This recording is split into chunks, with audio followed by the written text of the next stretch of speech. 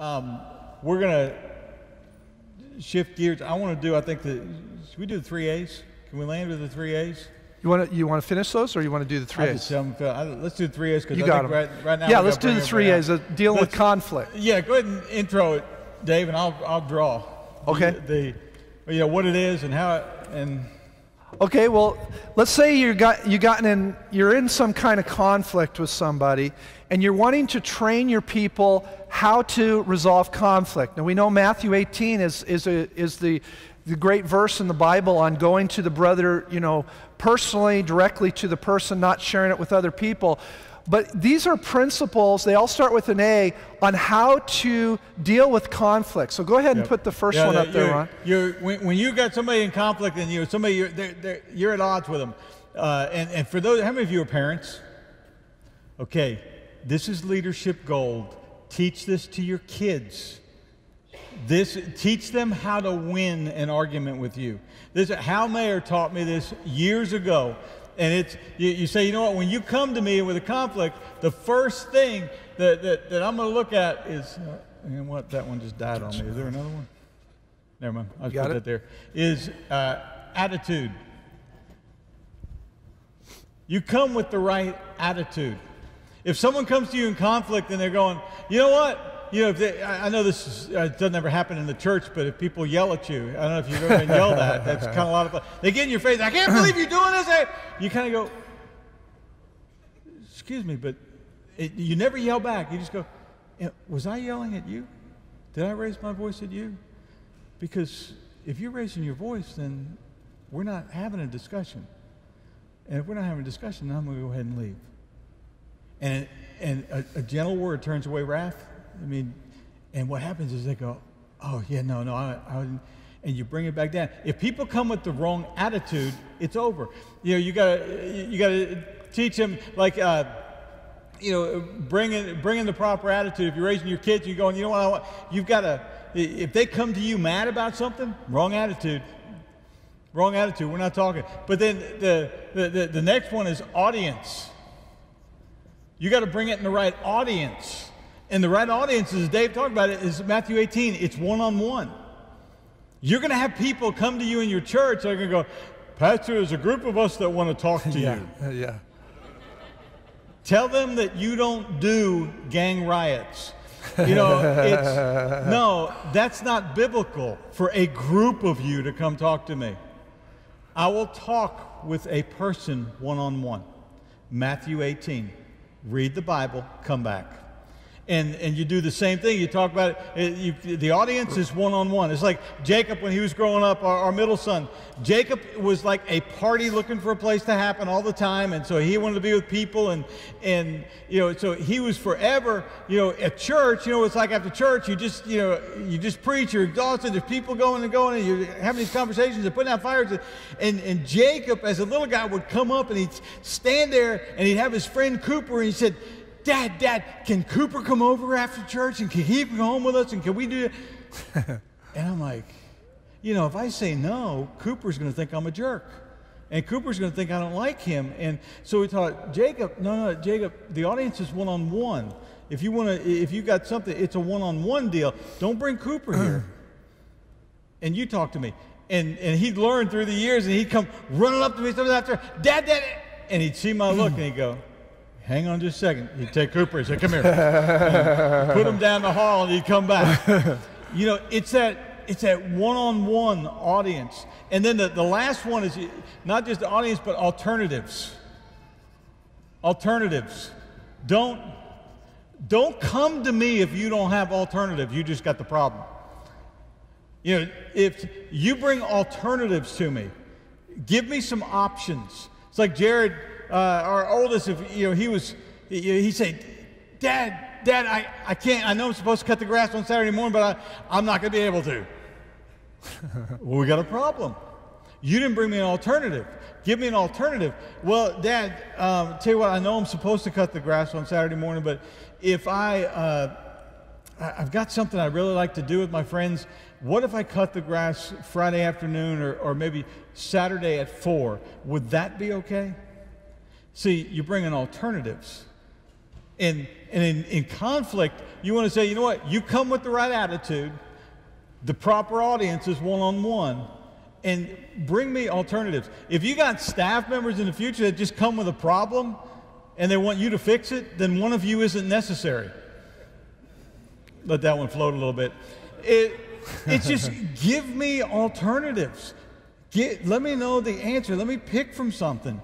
In conflict resolution, we've taught this on the weekends at the Springs so that everyone knows you're going to come with the right attitude, you're going to do it in the right audience, and you're going to bring some alternatives to the table. You're just not going to bring a whiny complaint. So leadership gold. Teach it to your kids. Teach them how to win with So when that person comes to you about they got this great ministry idea, we should have this, they are the alternative, right? That's exactly right. They're the it. Yeah. And I would add one more to this, and that would be agenda. Save yourself some grief.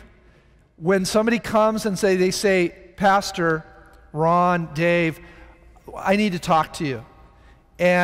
Or they call you on the phone, it's like, well, what do you want to talk to? Well, I need to meet with you. I don't really want to tell you over the phone. Well, you need to tell me over the phone because I need to figure out, is it a meeting where we go out to dinner? A lot of times they want to take you out to dinner and they'll even invite your wife. And then they'll lay this thing on about the church, and it has nothing to do, you've been there, huh? It has nothing to do with you or your wife or anything, or maybe another staff member, whatever. And so I've just learned, no, Joe, I'm not going to meet with you. You need to tell me what it's about. Well, okay, well, it's about this. Well, you know what? We can meet at my office on Tuesday morning at 9 a.m. about that. That's not something we're going to go out to dinner with or go over to your house, you know, and have roast pastor and that kind of thing. So save yourself some grief. Be firm but loving, but find out what the agenda is. Yeah, that's a great word. That's great. The rest of those blanks you can get on the jump drive because what we want to do right now is bring out the guys that have been teaching and hit a little panel talk, and then at the end of that, we're going to present the $20K, the $20,000 to a church plant in this room. That's pretty exciting stuff. So I don't know if is everybody else back there? Hey, Dave, you just keep talking, man. Have a good time. I'm going to find out who's all here. right. Where are you going? I was looking for the rest of the guys. Oh, okay. There's nobody back there, so let's just keep driving, man. Jan, are they coming? You want to set up coming? chairs, okay, or just bring them up? I don't know. That's a detail, man. That's like one of those. Where's Jan? We need some microphones. She's got it. Okay, she's got it. So let me just. Well, I'll start if you want me to. Yeah. Okay. They asked us, and you're going to hear from the other guys, and I'll try and keep this a minute or so. What is the maybe biggest surprise or thing they don't tell you about going into church planning? And I would say for me, I've done it 3 times, and it still was the biggest. It's still the biggest one after doing it 3 times over 20 years. I was not prepared for the emotional roller coaster that is church planning. Those highs, which are the most incredible highs I've ever experienced, have been in the journey of church planning, seeing people's lives change, seeing people come to Christ, baptized, marriages healed, all of that. But then the lows, I've never experienced more lows than I have in church planning. To the core of your being, who are you as a person? What is your motivation? Why isn't God growing it like it should? Why did this happen in my life? Was there something wrong with me?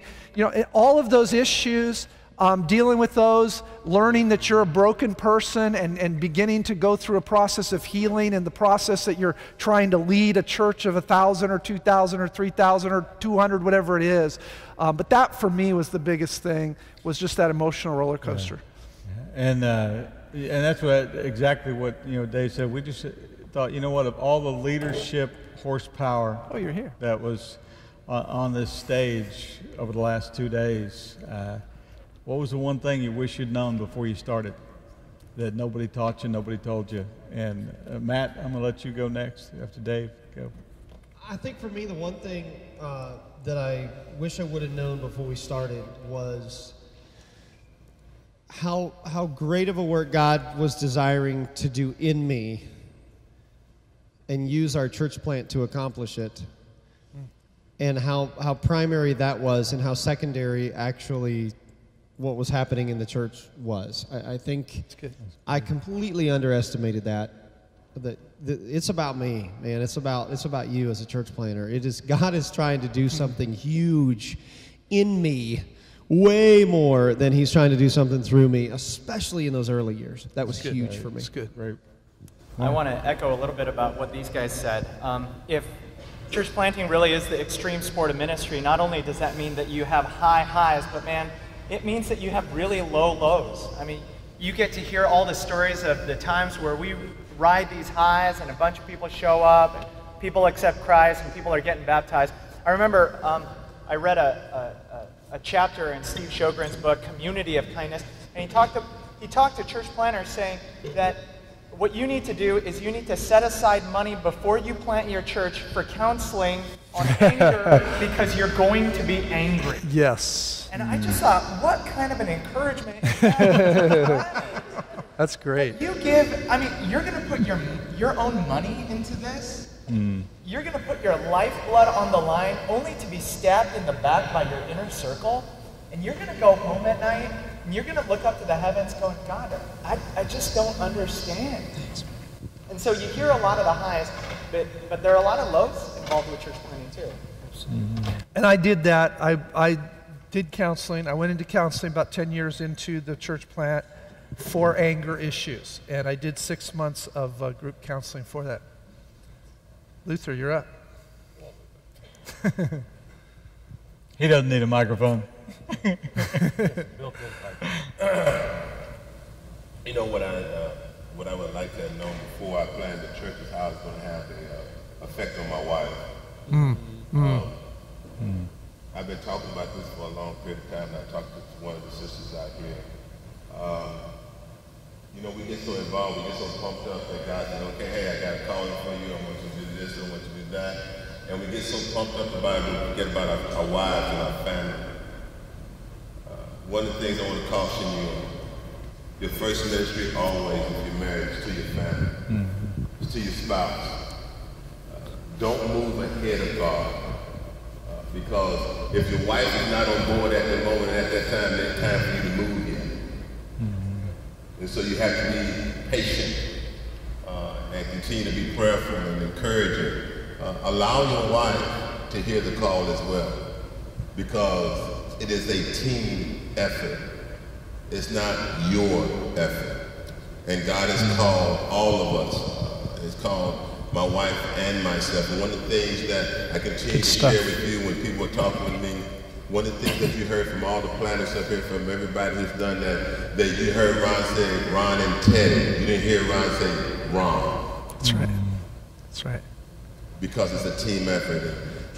If I'd have known that before, I'd have prepared myself a little bit better, and I would have taken a little bit more patient and tender loving care of my wife. And I thank God that He preserved her through that period of time.